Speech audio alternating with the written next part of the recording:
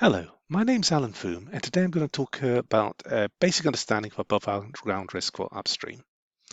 Now, those of us who work in the upstream E&P business, hydrocarbons, oil and gas, particularly on the technical side, tend not to sort of worry too much about what's going on above ground. Got enough to worry about going on below ground, reserve sizes, risks, prognosing wells, planning wells, calculating reserves, etc. But we do need to have an understanding of what's going on up top because we need to make better decisions. And we need to understand why decisions are made by the management who take a more holistic view. So we need to know about the above ground risks, and we can't have comprehensive knowledge as technical specialists because we got enough on our plate already. But having a basic view enables us to talk to other specialists within our companies to come up with better decisions. So what are the above ground risks that we have? I mean, there are quite a few. There's stability of governments, stability of fiscal regimes, the tax system, stability of regulations, and stability of laws. There's operational factors that we have to deal with, and also a vulnerability to nature, both short-term and long-term. And then there are the difficult things of civil strife and issues within societies in which we operate, and the hardest of all, which is security and conflict. Now, we can deal with the predictable. We've dealt with the predictable, we've been doing the predictable as an industry for over 150 years. But rapid change, that's a little bit harder to cope with. And we need to do planning for the expected and unexpected. But we also need to balance opportunities with risks. There are no risk-free opportunities. But we have to balance the risks with the potential rewards. So the first one there is government instability. So there's a picture of some riots in Egypt. The company I was working for had a large operation in Egypt. We had to evacuate people. And we had to ensure that our operations continued during this difficult, turbulent time during the Arab Spring. Now, you can have rapid changes in government, whether they're peaceful through elections or whether they're through a coup or a revolution. Can also have apparently capricious or arbitrary government behavior. Rules suddenly change, regulations suddenly change. And there's also the difficult and thorny issue of corruption, the perception of corruption. Difficult situations to deal with. Then you've got the reactions of other governments and international bodies. So, for example, if you are working in Absurdistan and they're having a dispute with Albania, it might be a bit difficult for your operations in Albania. There could be sanctions and other hostile acts towards the host government by other governments. There could also be situations where the government, because of the country of origin of your company, might make life quite difficult for you. And within all that, you have a social reputation.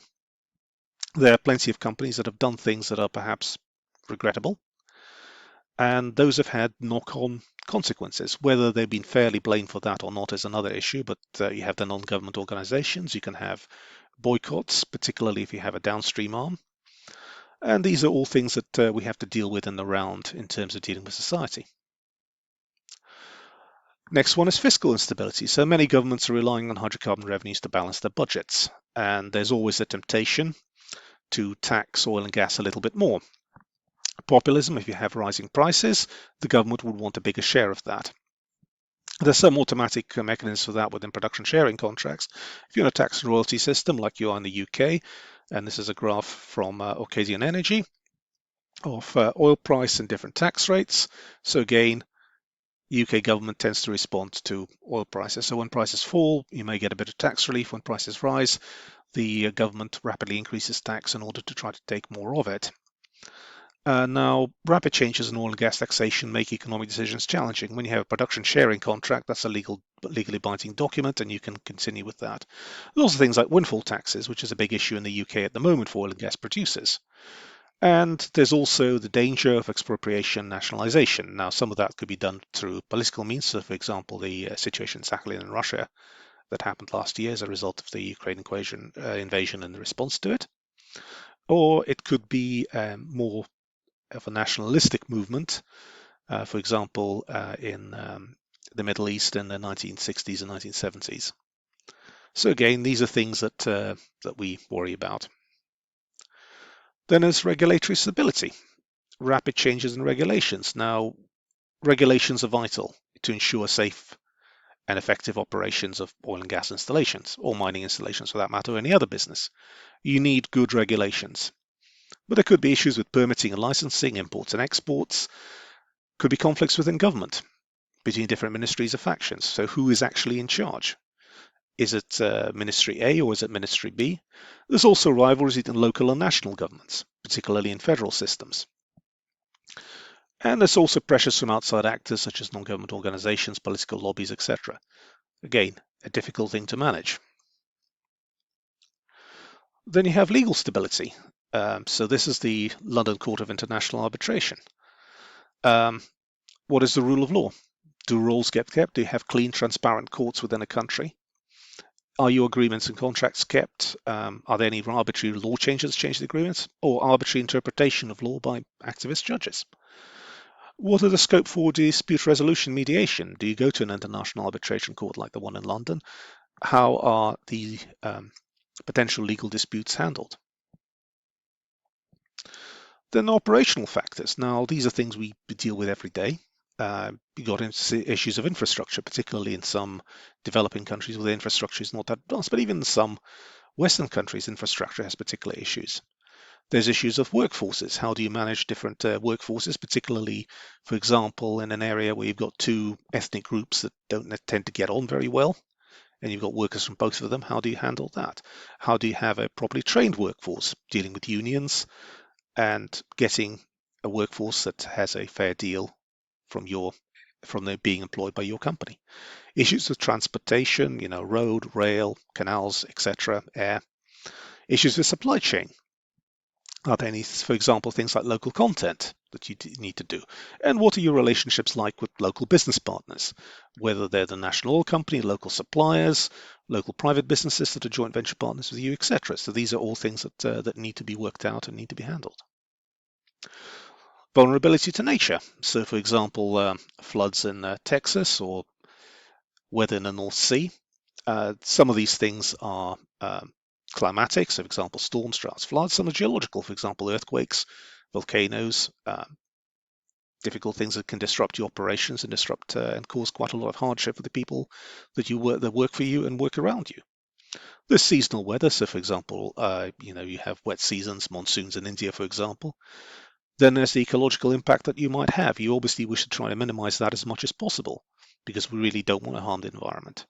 And longer term, a difficult and thorny issue of climate change. How will the climate change locally where we're operating? What will be the impacts of that? Then you have difficulties of civil strife. Now, societies we operate in can have difficult situations. A very key factor in operating anywhere is community relations. You have to have great relations with your community, or at least good relations with your community in order to be able to work. Situations like industrial actions. You can have protest, occupation, demonstrations, either by people from within your community or outsiders who come into the process. Potential for sabotage and property damages. And the way that is handled when it is in some way due to you is a key factor on your international reputation. And then the very difficult issue of violent conflict. Now, it could be violent actions by organs of the states, violent actions by other states. So, for example, when Iraq invaded Kuwait, obviously a horrific time. Could be violent actions by insurgent terrorists. For example, like the Menace bombing about 10 years ago in Algeria, when the Algerian branch of Al-Qaeda invaded a Statoil-operated gas facility and massacred people. Also violent actions by criminals. We do operate in difficult areas, and again, we need to work with that. Now, it's a thorny issue when the profits from your oil operations fund government bodies, the government that you operate in as part of your production sharing contract, and the government may do things that you may not feel fully comfortable with. So the key within the political risk is something called license to operate. Now, I was thinking of calling this license to drill, but I think that'll be a bit corny. There's a pressure to get it right. Pressure from external people, pressure from investors, but also massive pressure from your own employees and the business partners that you do business with. People want to work for companies that do good. People want to invest in companies that do good. People want to work with, to supply or to use as a customer, companies that do good. So there's a pressure to get it right. And all of us have a responsibility to deliver on that front. The various risk analysis consultancies, Wood Mackenzie, S&P Global, plus some NGOs like Corruption Perception Index and other companies such as Control Risk, they all give you risk maps. So, for example, IHS, which was taken over by S&P Platts, had a product called JEPS, which was a political risk and fiscal risk service. All these analyses are subjective points of view. They are audited. They are put into a situation where people look at whether they may make sense. But again, they're produced by people and therefore they are subjective. They're useful for guiding business decisions. And they'll also increase awareness of possible issues and risks. Alternatively, counteract prejudices against a country in a particular area, which might actually be an island of stability surrounded by chaos. So again, a useful set of tools for you to guide your business decisions. So looking at a little bit about Covey circles. Now I use this model in some of my career coaching work, but it's you have to look at these risks in different circles. So the red bit in here is a circle of control. So these are things that you're fundamentally in charge of. And yeah, get it fixed, make it right, make sure that your processes are up to the right way. That's great. The blue circle is a circle of concern. So these things that concern you, but you have very limited to none for scope of action. So you can't really do anything about it, but you're buffeted by it, so you need to work out a plan to react. And then you have the white circle, a circle of influence. So this is where you can put in the most work in order to influence regulations, to make sure that they're appropriate and right. To work with your community, to build good community relations so that you deliver both for the community that you work in, the host governments, and for your companies.